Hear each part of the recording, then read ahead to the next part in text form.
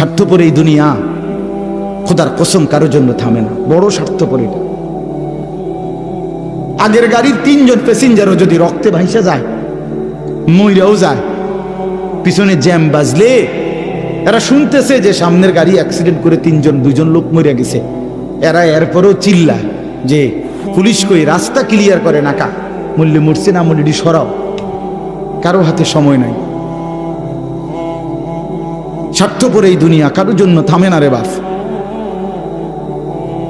হ্যাঁ, যেদিন বাপের জানাজা পড়ে, যেদিন বাপের লাশ কবরে দাফন করে, সেদিনও বংশধর সন্তান ছেলে মেয়ে ঘন্টাখানিক 2-4 ঘন্টা কাইন্দা কাটটা হইলো, রাতের বেলা ঠিকই ভাত খায়। হ্যাঁ, খায় না? পাশের ঘর থেকে খানা আনে, আবার ওরা ঠিকই খায়। স্বার্থপর দুনিয়া যে,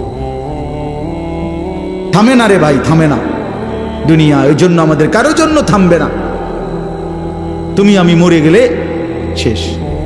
আবারও বলছি এই কথাটা, আমি মরে গেলে এরপরে পৃথিবী যত আধুনিকে হোক না কেন, আমার কি কথা বুঝছেননি? আমি মরার পরে যদি সবার ঘর স্বর্ণের বাড়ি হয়ে যায়, তো আমার লাভ হইল কি?